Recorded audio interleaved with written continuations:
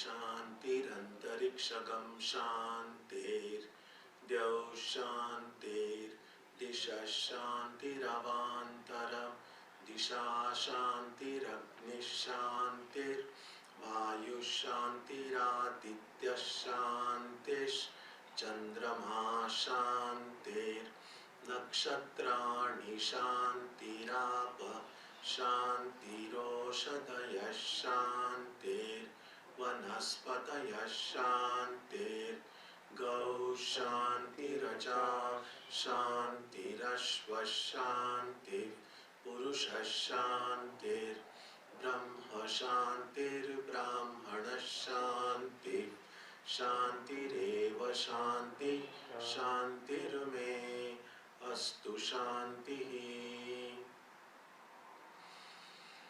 May there be peace on earth and in the sky. May there be peace in the water and in all directions. May there be peace in the plants, in the trees and in animals. May there be peace in the hearts of all beings. May there be peace in everyone and in everything. Sarvetra sukhinas santu, sarve santu niramayaha, sarve bhadrani pashyantu, ma kaschit dukkha bhag bhavet, sarvastaratu durgani, sarvo bhadrani pashyatu, sarvas satbuddhimapnotu, sarvas sarvatra nandatu. May all be happy and healthy, may all see what is good, and may no one experience misery. May all overcome their obstacles and acquire good tendencies.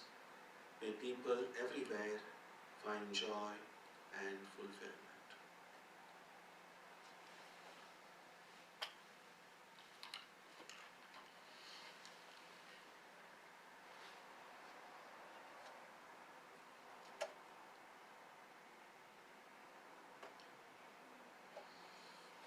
Let us now spend some time touching the center of peace and joy in our hearts. A good way to begin the practice is to withdraw the scattered energies of the mind and bring them to rest on one point. That point can be our own breathing. Let us therefore practice breathing with awareness. As we breathe in, let us visualize that our body and mind are being filled with love, strength and compassion. And as we breathe out, let us release all the stress, anxiety and exhaustion in the body and mind. Let us practice this way for a while.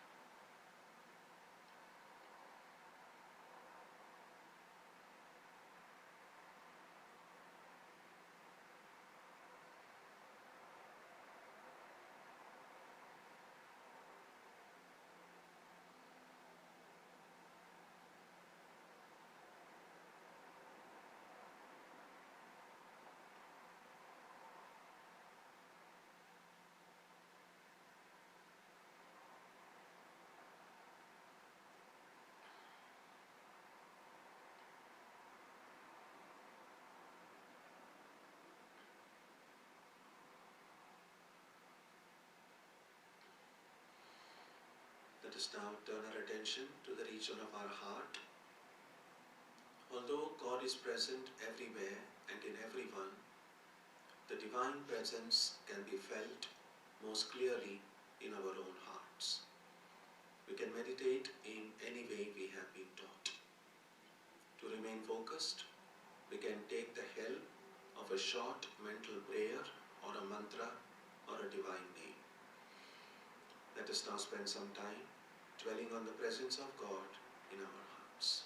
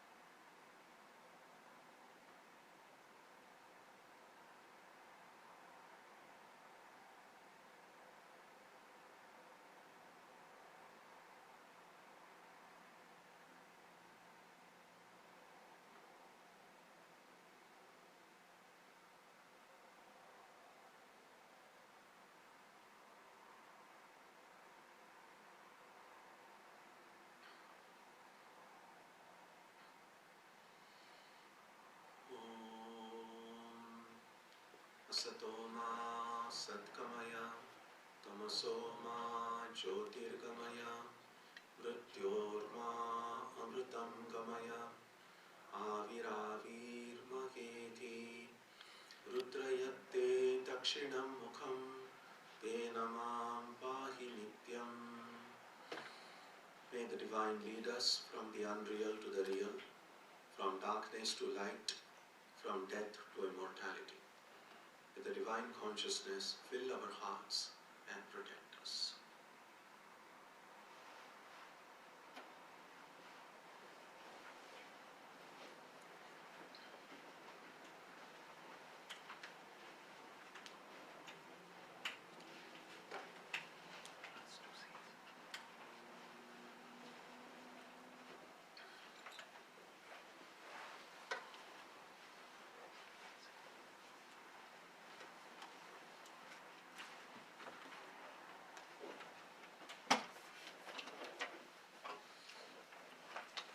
Begin today with verse 287.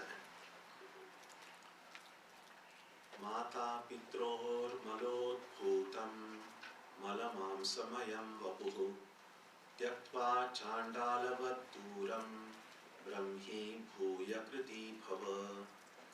Cast away as if it were an outcast the identification with the body of flesh and secretions which comes into being from the secretions of the mother and the father. Know yourself to be Brahman and become fulfilled. Now this is one of the things that we see in spiritual texts often. Because of the natural identification we tend to have with the body and mind, to help create that space between our attachment for the body and mind, oftentimes they will describe the body and the mind in such a way as to help us generate a detachment towards it. We know that if you want to buy something, and you want to go shopping and then you want to buy something, then what the salesperson will try to do, will try to tell you all the good things about that thing. Oh, this is such a great product, or whatever it is that you are buying. All the benefits of it. And if they want to obviously sell the product to you, they won't mention the downside of it. On the other hand, if there is a competing product of some other company in some other shop, then they want you to buy their product, not the other product. So they will point out all the defects of that other product. And so here what is sometimes done in these books is because we already have kind of bought into the idea that this body and mind are me. And as long as we are identified with the body, with the mind, all of the limitations and the problems connected with the body and mind become my problems. Because if the head, which is a part of the body, starts aching, actually it should have been the body's problem. But because I'm identified with the body, I say, my head is aching.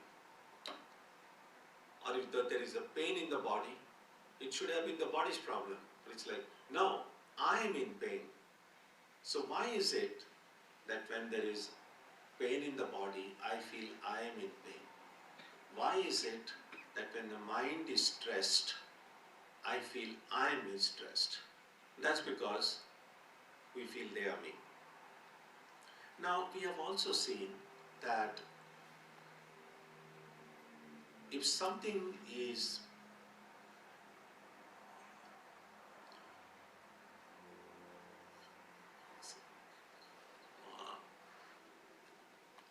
okay, let me just go back to the words I used before. If something is shown to be very defective, then we are not that much closely connected. We just say, okay, I can do without that. So I say all this because the way it's described here, the body of flesh and secretions which comes into being from the secretions of the mother and father, doesn't really make the body appear as something, it's a kind of great joy to have. On the other hand, if you see the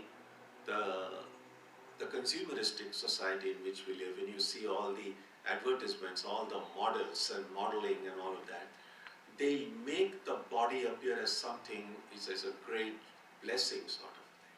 So there's this one extreme to show that how wonderful this body is, and kind of camouflaging all the weaknesses or the defects of the body by maybe just by your makeup or some good dress can do that. Or to go to the other extreme and say this body is terrible.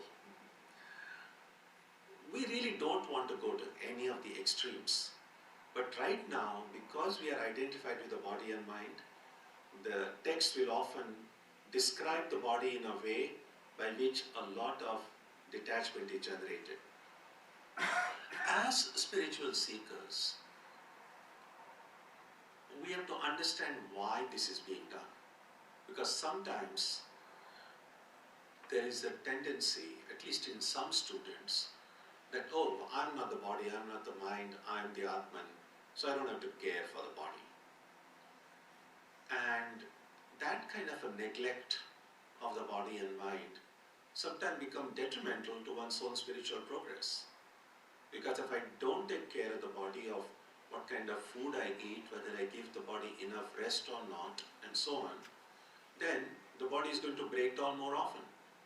If it breaks down more often, then it is going to be an impediment to my practice of prayer and meditation. So we don't want to neglect the body altogether. And the other extreme is we don't want to get obsessed with the body altogether. That is, all the time if I'm busy, just think about it this way.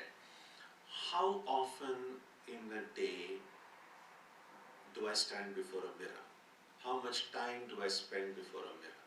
Now that's not like a complete measure of how much I'm attached, but we know that how much I'm identified with the body, one way of at least seeing is how often do I think about it, how often I see and I'm worried about its appearance and so on. So it's good to be somewhere in the middle, recognizing the body and mind as useful instruments in our life's journey. They're useful, there's no doubt about that. That's all really that we have. When we come into this world, we come with nothing. We just come with this body and mind. That's it, nothing. Everything else, maybe our parents or family or whoever, they give it, and that's how slowly we, as we grow up, we accumulate a lot of things, and we say, oh, these are my things. But when we came to the world, we came with nothing. We just came with the body and with the mind. When we leave this world, we cannot even take the body which we came with. The body is left behind. So only the mind will go with us. And then if you believe in the idea of rebirth, that mind will take up another body and so on. So a body and a mind in a reasonably good condition is helpful in one's spiritual practice. So this is meant to generate a vairagya, a detachment, by showing the kind of a defective nature of the body itself. That in being part of the material world, it has to follow the laws of matter. It comes into being, it will be destroyed, it changes, it fails down, it falls ill, subject to disease and so on. But also, when you look at the last part of that verse, know yourself to be Brahman and become fulfilled. So, on one hand, if you're identified with the body, you become mortal. Become identified with that supreme reality, and you become infinite and immortal. So one side we are shown the defective nature of it to generate detachment. On the other side we are shown to look at this wonderful reality and generate a longing for that reality by showing how wonderful it is. 288. Ghatakasham mahakasha ivatmanam paratmani vilapya akhanda bhavena tushni bhava sada mune. O wise one, remain always identified with the state of undivided reality, merging the embodied self with Brahman, like the space in a jar merging with the space outside of it. Now this is another one imagery we often find in Vedanta texts. Space is undivided, it's one whole. I could speak about the space in this room and the space outside. But space itself, before this building was constructed, this space still existed. So this space which existed even then, I wouldn't say it is the space in the room because there was no room. I mean, what is a room? A room is four walls and a roof and a floor, right? So this space which has always existed, I kind of sort of enclosed it with these four walls, a roof and a floor, and I say this space inside as opposed to the space outside. But in reality, they are not two.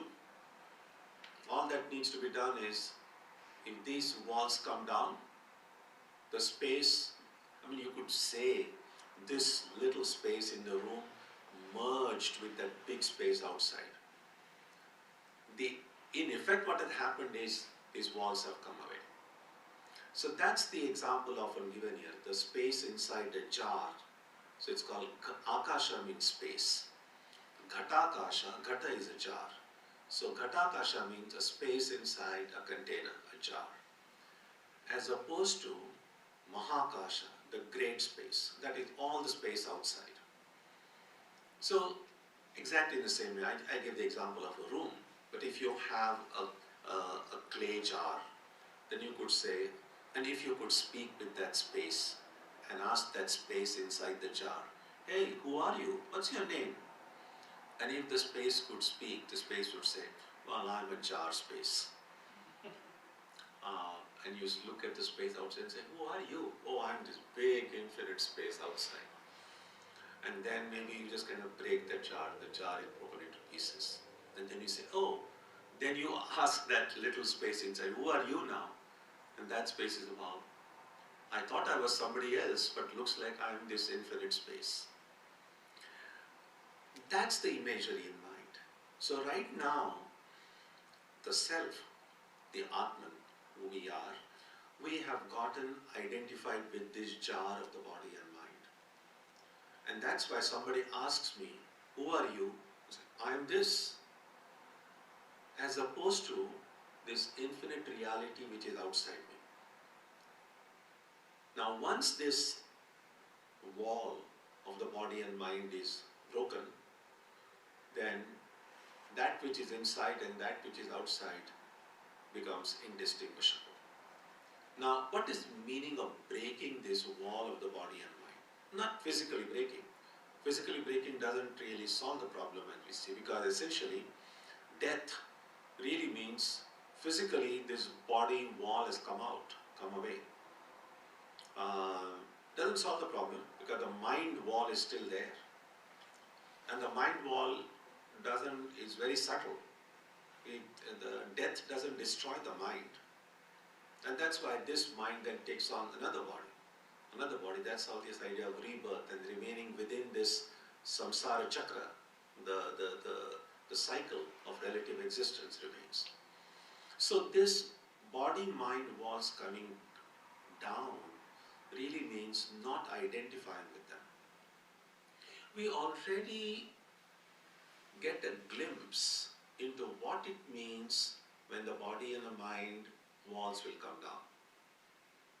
But it's a glimpse, because that experience cannot be sustained for indefinite period. Think about the experience when we fall asleep. When we are asleep, our body wall is kind of come away. We don't even feel it. And that's essentially what sleep is. One moment I know I'm lying in my bed, and suddenly I no longer know that I'm lying in my bed. And what is lying in my bed is the body. So my identification with the body simply disappears. And we know that we almost kind of enter into a different world. And we call it the world of dreams because the mind is very active there. So the mind wall is kind of still there. But then we enter that state of deep sleep when we don't have that identity with the mind as well. And that experience of deep sleep is always a wonderful experience. It's very restful, because that's how, when we wake up in the morning, when do we say, oh, I really slept well? When we have had this deep sleep that night. Because that's the time even the mind is at rest. So, when the body and mind both are at rest, next morning when we wake up, we feel very restful. We almost feel a sense of joy. That sense of joy comes because of the absence of all duality. And therefore we see that when we are not identified with the body and mind, as in deep sleep, we are extremely restful, completely at rest. For it, none of the problems of the body, none of the problems of the mind are present in that state. We may be worried about 100 things, but once we are in fast asleep, we have a temporary respite from all of that. Of course, we can't remain in sleep as long as we want. Something wakes us up next morning, and then all those worries and problems and pains and aches, so everything comes back again. But we get a glimpse of what it means to not be identified with the body and mind. And what these texts are trying to do is to say, now you know what it means to be not identified with the body and mind. But sleep is something that happens, it's a biological process. You don't have to do some great austerities to get sleep. Well, some people are more lucky, they get to sleep faster than others. Some people have to kind of turn and twist in the bed for a long time before they get it. But sooner or later, we all fall asleep. The quality of sleep might vary, but we do fall asleep. But because it is not something that is attained with effort, we do not have any control over how long it can stay. And as I mentioned on earlier occasions, sometimes they ask, what is it that determines how long I should sleep or how little I should sleep? And of course, this is just a way of thinking. There is no way to prove or disprove it. Sometimes they say it is our karma that wakes us up, because we have been here in this in a very blissful state, deep sleep we are enjoying. Just no limitation, just this great quiet and great bliss. But so much karma remains to be experienced. There's so much of joy and sorrow, stress and anxiety, expectation and worry and hope. So karma is like waiting by the bedside. Oh, okay, you have slept enough now. Wake up now. Get up and experience some more joy and sorrow. So sometimes they say it's our karma that wakes us up. Anyway, so the effort here is to show that if I can disidentify with the body and mind consciously, if I can find a way of not identifying with the body and mind, I will be able to experience that same rest, that same joy, that same bliss, even when I'm awake. And because that will be something that I'm achieved with effort, I have a greater chance in controlling it. It's more under my control than this sleep, which may or may not come. And that is the reason we have these descriptions like this, to show, to have this detachment from the body, so that it will be easier to disidentify from it.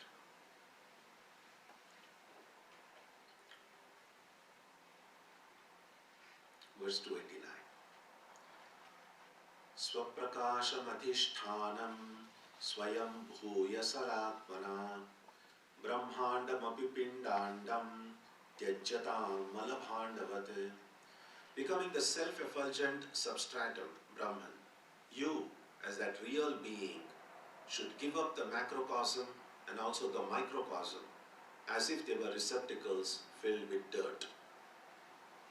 So, one of the principles that is often cited in Vedanta texts is they use these terms, macrocosm and microcosm. And the idea is what is true in microcosm is true in macrocosm as well. It's built on the worldview that this creation that we see is built on a certain plan. The way it is experienced, it is seen to have a certain plan. And sometimes people have tried to make analogies between the galaxies, or you have the sun and then all the planets going around it. And then you look at the structure of an atom. And so you have the nucleus, which could be the place of the star. And then you have these electrons going around it. And kind of, if you see, even the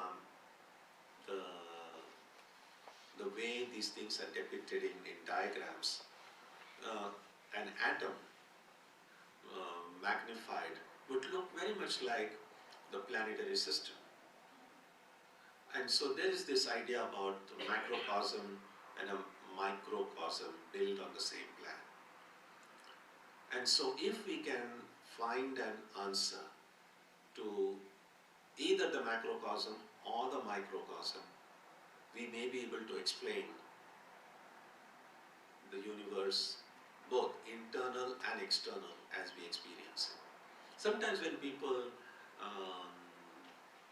cook rice, the old-fashioned way. Nowadays, you have cookers, etc., which know when the rice is cooked, and it just all happens by itself. But in the old-fashioned way, sometimes you just put the rice and put water in it and cover it, and after a while, when you want to check whether the rice has cooked or not, sometimes what they did was you kind of just take one or two grains in your arm, in your hand, just press and see whether it's the right, it's become soft enough, for just the right structure for eating. Now, you're not going to do that with every little grain in that pot. All that you do is, well, if I can test with only one grain, and then it's assumed that all others would be identical. Or sometimes these, what are they called? Quality inspectors, when they are like, when some big product, so a lot of, sometimes these things that are ordered, and they want to do quality control. Now, if you have ordered some, say, 1 million specimens, the quality control people are not going to come and check every piece of that thing. What they'll do is that random check of a few pieces, just to make sure that, well, if these are all right, then we assume that the entire consignment is all right. So it's a little bit like that. And therefore, in order to understand this universe, we don't necessarily have to go and master the entire Encyclopedia Britannica. I mean, there is so much to know, and we're never going to have enough time to study and know everything. And so the idea is, if you just know yourself well, then this whole macrocosm is built on the same plan. There is one story in Indian mythology which is not exactly conveying this idea, but the sense is the same. So there is this story about Shiva and Parvati, and then they have these two sons, Ganesha and Kartikeya. And one day, just as siblings, there will be sometimes, there's this competitive spirit. And so they had a competition among themselves. Who can go around this entire universe? Who can do it faster? And so in Indian mythology, this Kartikeya, his vehicle is a peacock. And Ganesha, his vehicle is a small rat. There is no competition between a peacock and a taking off and going at full speed, and this poor little rat going slowly. And so as soon as that, they said, okay, let's have this competition. So Kartikeya sits on his peacock and zoom, he just goes to take a big round of the universe. And then this poor Ganesha, he's sitting on this rat, and all that he does is he just goes around his father and mother. Shiva and Parvati, they are the Ishvara, the Shakti. And of course, he finishes it faster. It was just very easy to do. And after a long time huffing and puffing, this Kartikeya returns, and then they said, he has already won. And so his thinking was this, that this entire creation is made by Shiva. So if I just go around Shiva, if I go around the Creator, it's as good as going around the creation. The Creator and the creation are not two separate entities. So we have this a story in Indian mythology, kind of conveys the idea between the microcosm and the macrocosm.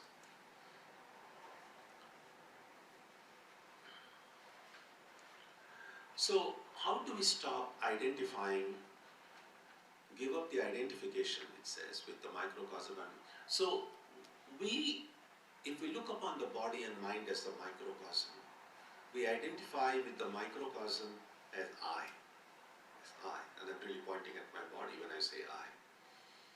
And the macrocosm, everything other than my body and mind, becomes an object of my perception. So I'm really identified here with both microcosm and macrocosm. Microcosm as I and macrocosm as my perception. Both of these should be given up. What it means in effect is to stop reacting. I mean, often you might have heard in Vedanta texts the ideal of being the witness. Or sometimes they say being a camera. The difference is here, like if there were a camera here next to me on a tripod, and a camera can see all of you, and I'm able to see all of you. The difference is, I'm not just seeing you, I'm also reacting in some subtle sort of way. Because when I look at you, I say, oh, these are these wonderful students who have come to study the book, and I know you, and your name and your appearance and so on. So many ideas come to my mind when I see you.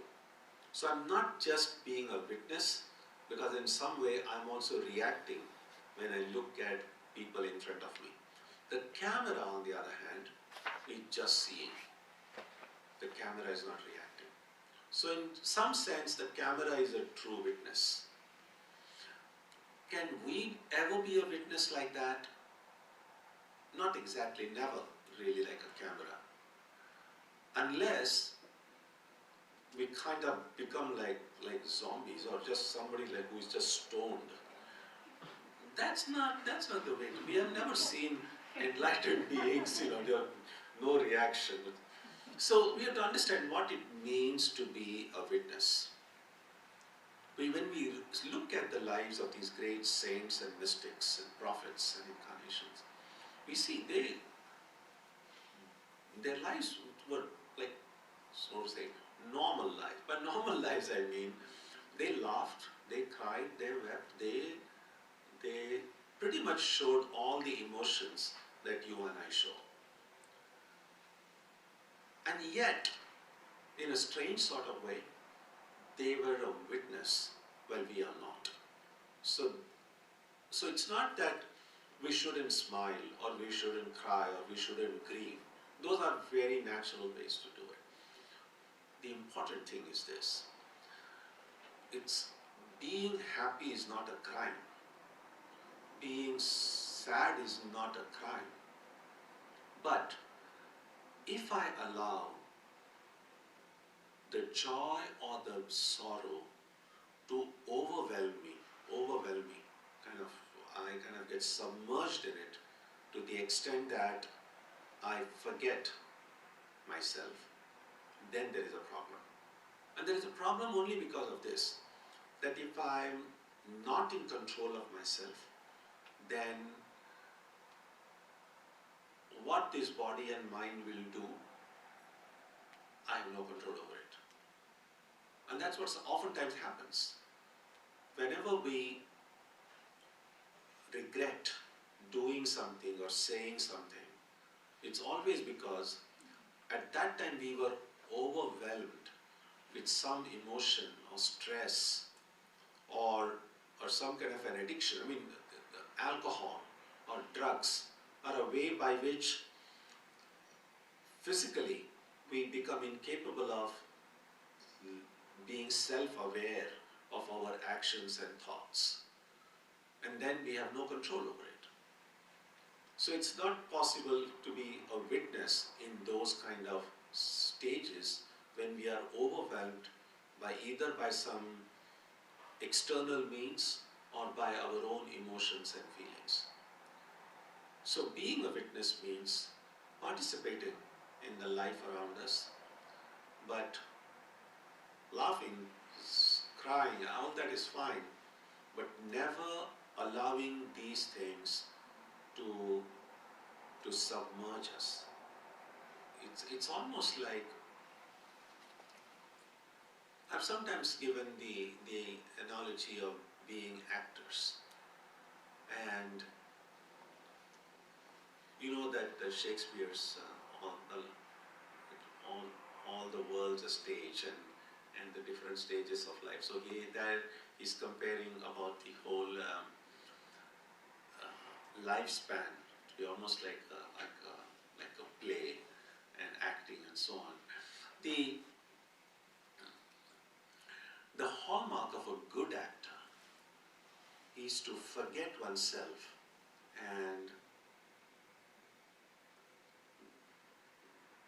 almost pour oneself into the character, the role that actor is playing. But that moment the actor is completely forgetful of one's true identity and is playing that role. And usually that kind of a way we'll say great acting, so natural, we completely identified with that role. Maybe that person might get an Oscar for it. Now in our case, we really should all get an Oscar in life, because we are playing our role as human beings to perfection. We have gotten so immersed in our roles as human beings, we are best actors. Now the goal really is to become bad actors. And who is a bad actor? A bad actor cannot put themselves fully into that role, because their true identity they always remember. So let's say a person who is very wealthy and enjoys acting is playing a role of an extremely poor person. A person who is, let's say the actor who has already had a heavy meal is now playing the role of a hungry person who hasn't eaten for a week. Now, if that person cannot forget that I have already had a good meal, or I am already so wealthy, so then they won't be able to play that role of a poor person or a hungry person to perfection. That is what we are being asked to do. Become bad actors. In other words, while we are playing the role of human beings, try to remind yourself as often as you can, you are not really a human being, that you are really a divine being. Even when we go about our life's activities, thinking that I was born some years ago I'm going through this, there is this illness, there is growing up, and these pains associated with it, then there is going to be a death. Somewhere, occasionally at least, in the course of the day, I should remember, in reality, there is no birth, there is no death. I'm birthless and deathless. The death and birth belong to the body. I'm not the body. Anxiety, stress and worry belong to the mind. I'm not the mind. So if I can keep on remembering this, at least occasionally in the course of the day, then it becomes easier to be a witness. Then I won't get as much overwhelmed by it. Think about it this way. If you are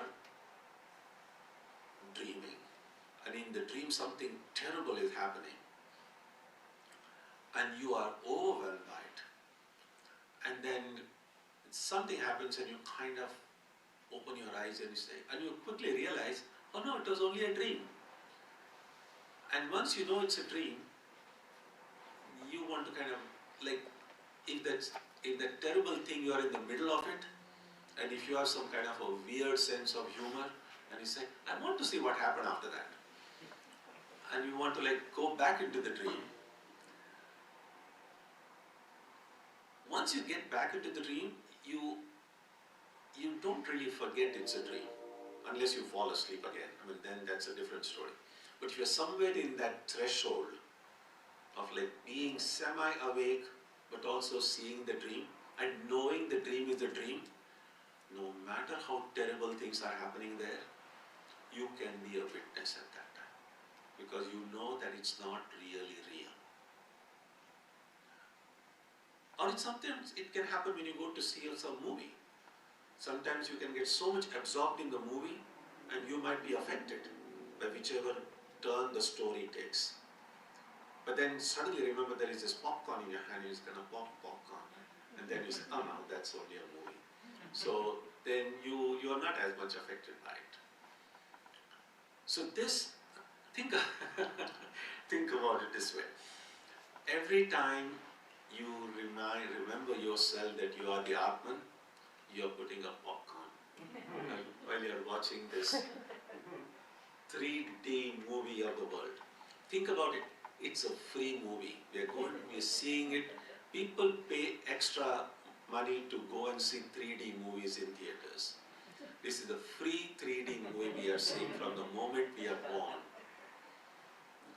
And now and then, just eat a little popcorn, you say, I'm the Atman. And then you know. That's that one way of thinking you are the witness.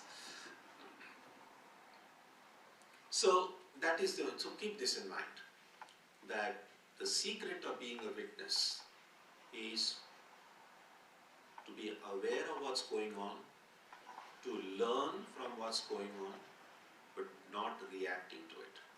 And another one helpful thing in not reacting is if we can minimize some strong likes or strong dislikes, then it becomes easier to be a witness. People who have very strong likes and some very strong so I hate this or I love this. If we have things like that, then it's very difficult to be a witness, because then you cannot stop yourself from reacting. So if we can, through conscious effort, there's again nothing wrong in liking certain things.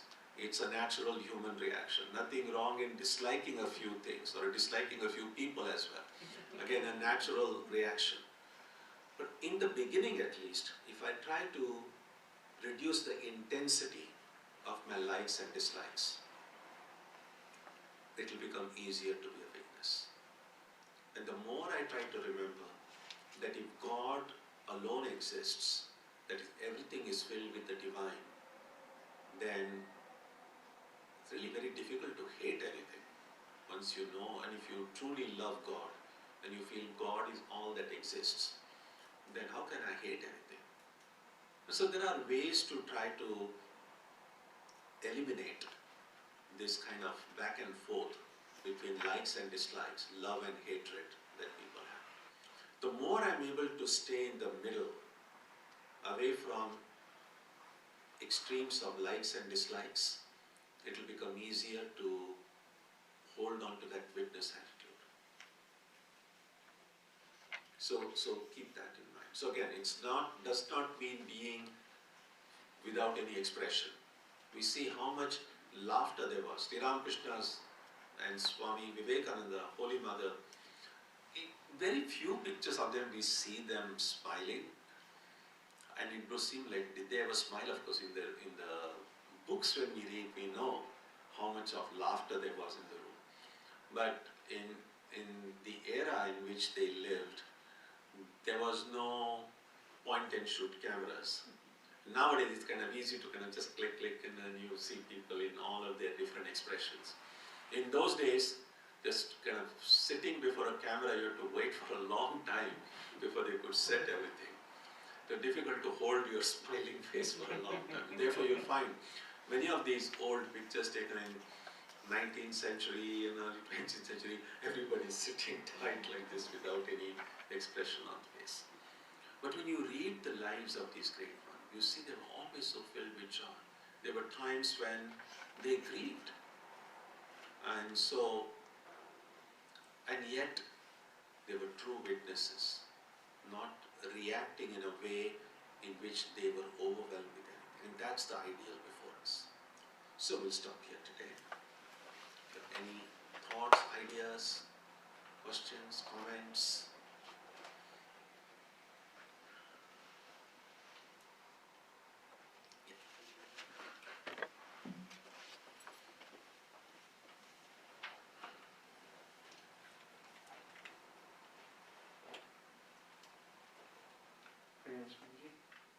Swamiji, we give examples of deep sleep as the state of not being associated with the body and mind.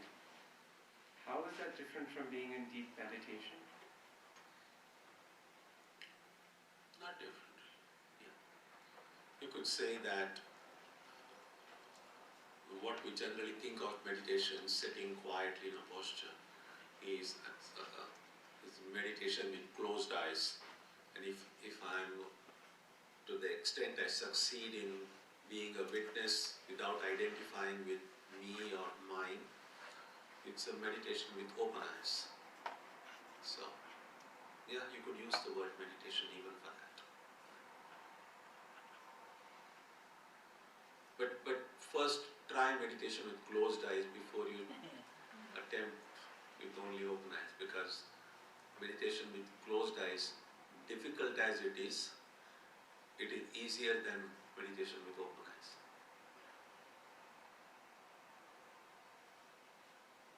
Yeah.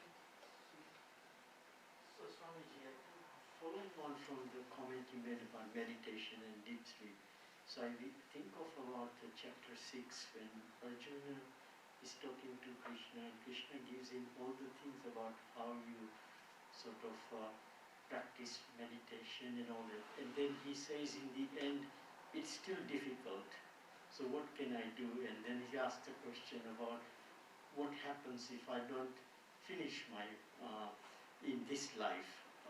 So how do you sort of, for ordinary people like us to sort of even think, because he thinks it's difficult, he's such a great man, how do you see us being in this body able to meditate? Yeah, good. Yeah, the words easy and difficult are really quite relative in some ways. And I think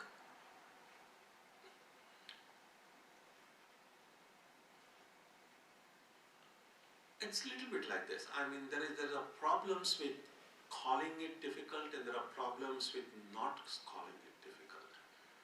And the problem with just starting with the idea that meditation is difficult is that it is like, oh, well, if it's difficult, then should I even try it? So it is a very discouraging thing to say that it's difficult.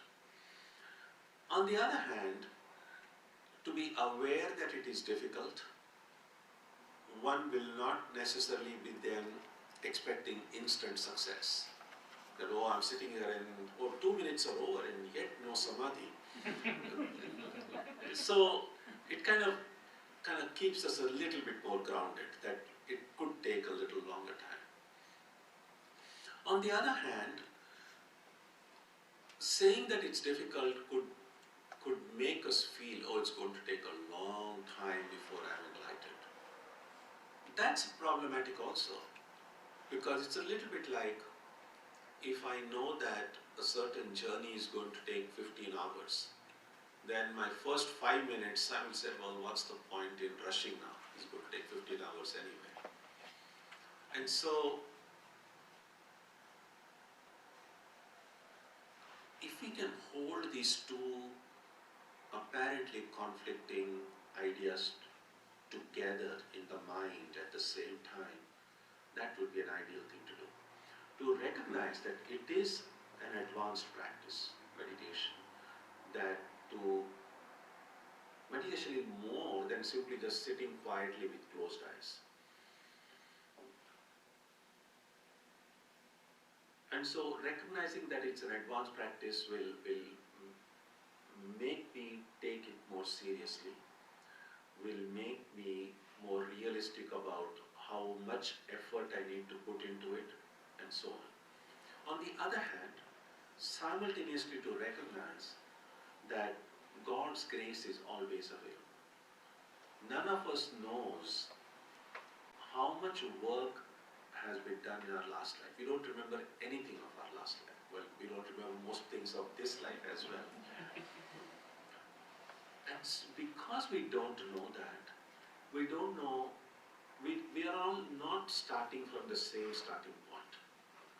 So maybe it's possible that someone has already gone some distance in their last life.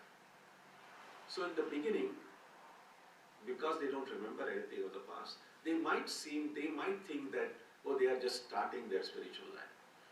But very soon, because of the work done earlier, they might find a very instant progress and success than someone who maybe has been meditating for a long time. And that is why, to kind of allow the idea that through God's grace, I can be enlightened this very moment. And on the other side, to have that patience, that perseverance, that even if I have to spend years doing it, I'm not going to dilute my effort. That I'm going to give it my best shot, never getting discouraged, no matter how often I fail, I'm going to do it, while simultaneously recognizing God's grace can come any moment. So it's, yes, apparently contradictory. One side you say it's difficult, and one side you say, well, it can happen now. And a lot of things in spiritual life can be like that.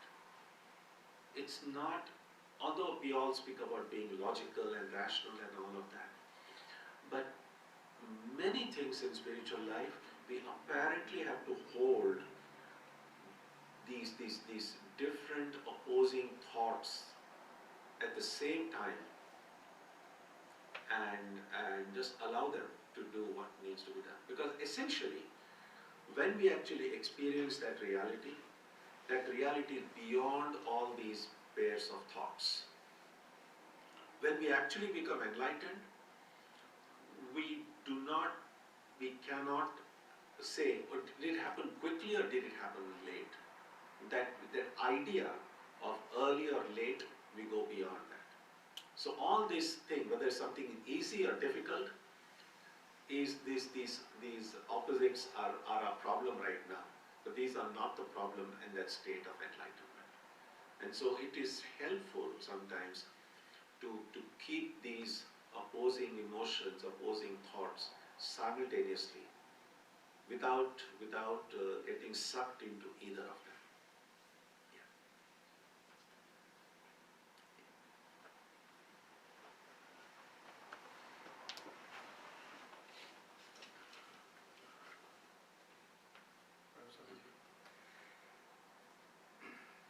Swami, in verse 288, at least the text says, O wise one, remain always identified with the state of undivided reality.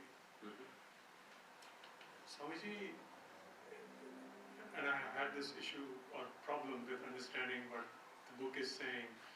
Not only in this verse, even in other verses, like the other 285, he says, get rid of the superimposition without the least break. And so, if I can always remain, if you say remain always identified with the state of the undivided reality, then I'm enlightened anyway. I don't need this verse, right? It's so difficult well, of to. course, if you can, of course, if you. But Swamiji, how do I take this verse and apply it to? Remain identified with it for 1 second first. If you can remain identified with it for 1 second, and then maybe you are not able to hold it for longer than that, and then you will again come to this world of duality.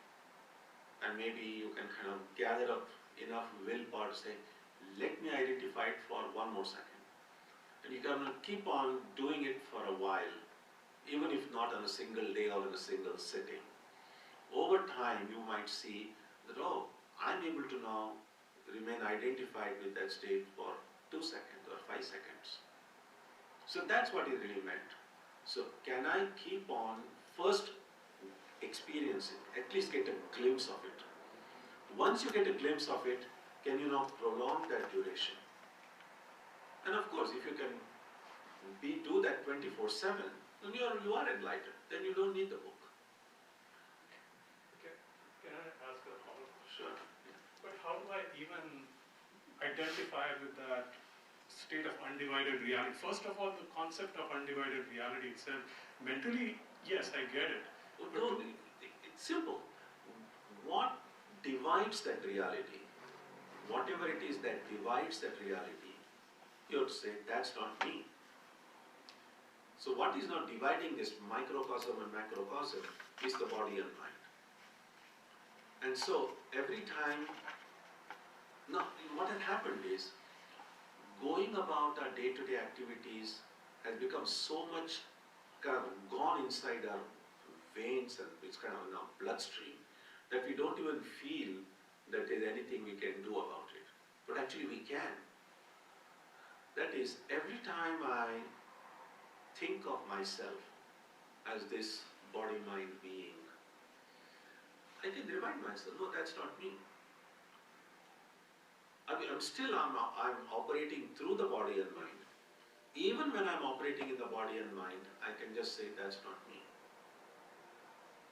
And the more often I keep on doing that, and one helpful thing to be able to do that is, not that you deny the existence of the body and mind, but you see the body and mind as instruments.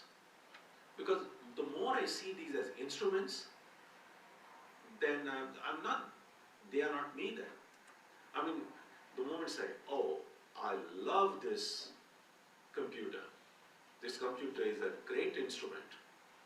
When I say it's instrument, I'm not really saying I am not this computer, but that's what is meant.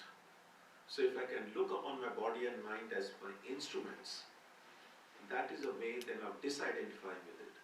If I'm disidentifying with it, then that which is dividing the reality, I'm already kind of. So Swami, the principle of neti-neti, in a way, the principle of neti-neti, in a way, negate, and then. Yeah, so there is a positive content to it and a negative content. The negative is you say, I'm not the body, I'm not the mind. The positive is you say, I am this infinite one. And so you apply both.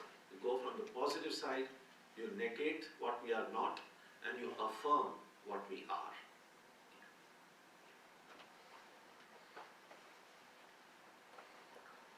Okay, so we will stop here today. When we meet next week, we'll begin with verse 289. Oh, no. 290, right? Yes, we begin with 290. Om Janani Saradam Devi Ramakrishnam Jagadgurum Padapadme Tayo Shritva Pranamami Muhur Muhur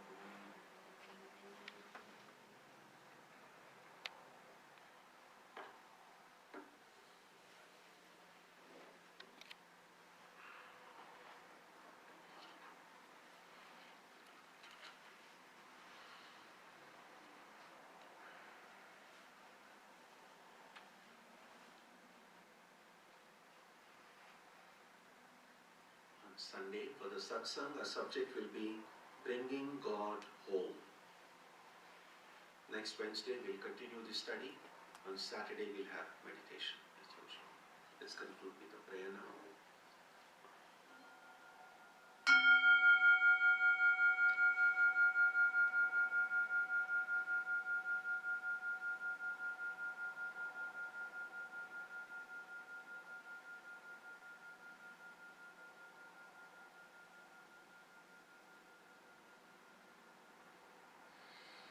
May the Divine Being, who is the Father in heaven of the Christians, Holy One of the Jewish faith, Allah of the Muslims, Buddha of the Buddhists, Tao of the Taoists, Ahura Mazda of the Zoroastrians, the Great Spirit of the Native Americans, and Brahman of the Hindus, lead us from the unreal to the real, from darkness to light, from death to immortality. May we be granted strength, freedom, and clear understanding. May we learn to see God in our own hearts and in everyone around us. May God bless us all and fill our hearts with gratitude, grace, and love. Om Shanti Shanti Shanti. Peace, peace,